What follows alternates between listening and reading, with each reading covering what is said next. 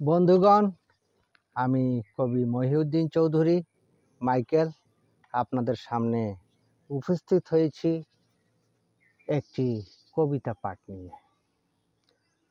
আমার আজকের কবিতার নাম সত্যের জয়। কবিতাটি আমি লিখেছিলাম 17/8/2001 খ্রিস্টাব্দে। আমি পাঠ করছি। সত্য সাক্ষ্যে উচিত বিচার, মিথ্যা সাক্ষ্যে ভুল বিচার।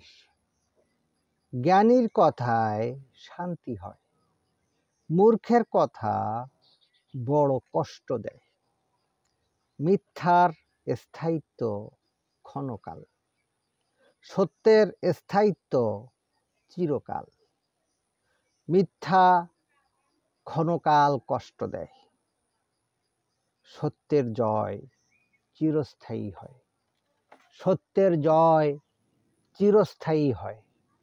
যদি আমার এই কবিতাটি আপনাদের ভালো লেগে থাকে তাহলে দয়া করে আমার এই ইউটিউব চ্যানেলটি সাবস্ক্রাইব করে লাইক, কমেন্ট, শেয়ার দিয়ে পাশে থাকার অনুরোধ রেখে আপনাদের থেকে আজ আমি বিদায় নিচ্ছি। সবাইকে ধন্যবাদ, শুভকামনা, শুভেচ্ছা, অবিরাম, অন্তহীন, নিরন্তর পথ চলা।